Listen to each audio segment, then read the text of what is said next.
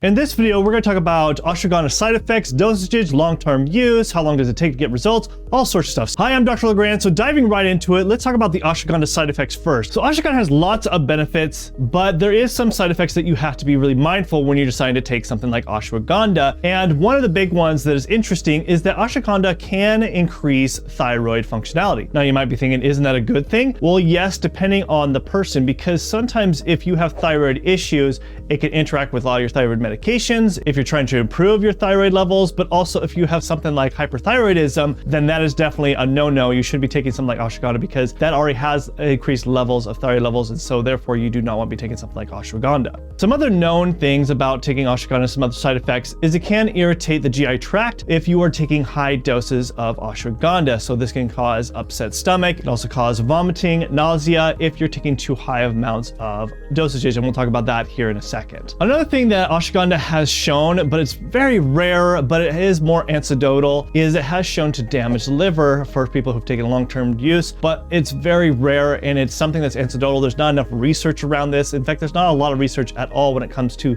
the different side effects when it comes to ashwagandha, but these are some things that have actually crept up and shown. Another side effect that ashwagandha does, you could also see this as a benefit, it does decrease blood pressure.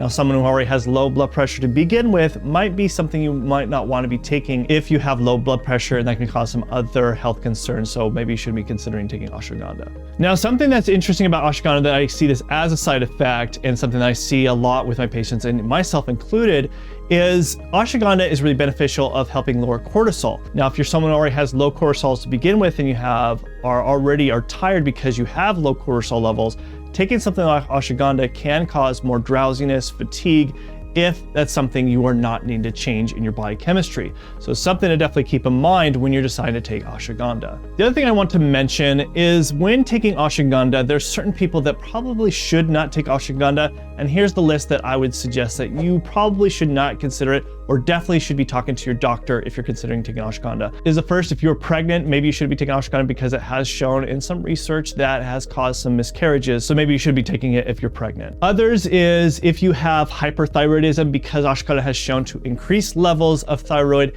and because having hyperthyroidism, you already have high levels of T4 and T3. So therefore you don't want to make it even worse. So therefore you should definitely not be taking it if you have hyperthyroidism. Other areas that you should be also concerned that if you are someone who takes diabetic medications, ashwagandha has been shown to help lower blood sugar levels. So it can benefit, but also can interact somewhat to the medication. So you should be talking to your doctor first before considering taking ashwagandha if you're taking diabetic medications. Other areas that you should maybe not be taking, if you have a bleeding disorder, ashwagandha has shown to really affect, blood, especially when it comes to a bleeding disorder. So maybe you should not be taking it if you have a bleeding disorder. Also, if you have an autoimmune condition, any severe autoimmune condition can be an issue of someone who takes ashwagandha, mainly because ashwagandha does help improve immunity. So it can interact with different autoimmune issues, something you just have to kind of keep in mind, be very careful, and actually talk to a doctor before considering taking ashwagandha. And then the other is, of course, if you are taking blood pressure medications, even though ashwagandha does help lower blood pressure, so you could take it, but again, it can interact with your blood pressure medications, especially if you're already taking medications that already lower your blood pressure, and then you take ashwagandha on top of that, and then brings your blood pressure to where it's too low. That could be also bring some other health concerns. So again,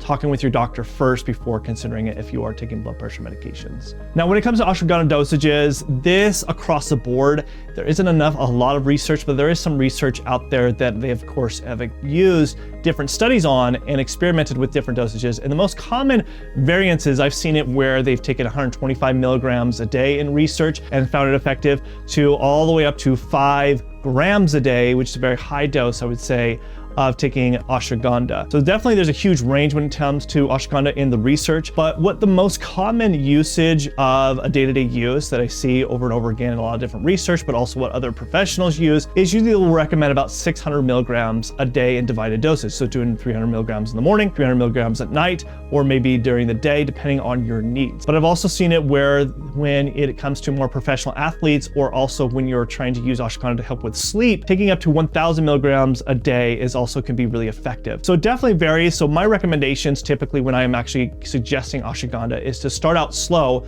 by doing 300 milligrams a day. See if you get the benefits from that. If you're getting the benefits of that, you don't necessarily need to increase it, but if you're not, then you increase the dosages. You could definitely increase it to 600 to maybe about 800 milligrams a day, and that's fine.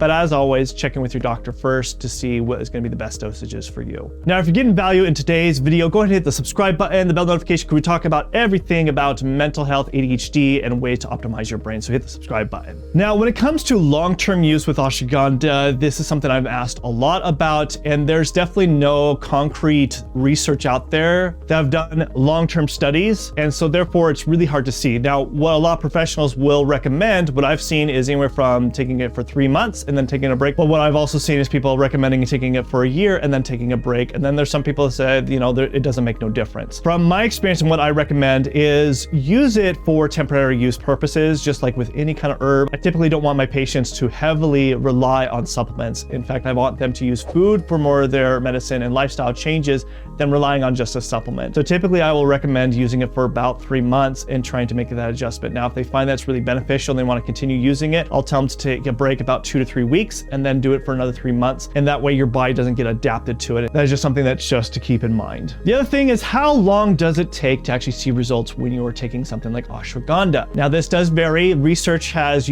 typically done trial studies for about 6 weeks to up to 12 weeks when they're trying to see if there's any effects and benefits with ashwagandha. And that's usually the time frame that I've seen of the duration that they'll do it, but they will usually typically see, results within 2 to 3 weeks within the research studies. Now, what I have seen with my patients when I'm usually recommending it, sometimes I see my patients, depending on the person, will get results within that first week. Sometimes it will take them about 2 to 3 weeks before they actually do see the results. And in some cases, they won't see any results, and then usually I'll have them stop taking it after about 30 or 50 days or so, and we'll stop that type of supplement because they aren't seeing any kind of benefits. So ashwagandha is definitely not for everybody, but you definitely can see results within that time frame, about 2 to 3 weeks. It just really depends on the person. Sometimes sooner, sometimes longer. It just really depends. Now, for me, I definitely had a different experience when it came to ashwagandha of how long it took to get benefits, also the different side effects and all the experience I had that. And if you want to really find out my experience with ashwagandha for taking it for 30 days, then watch this video next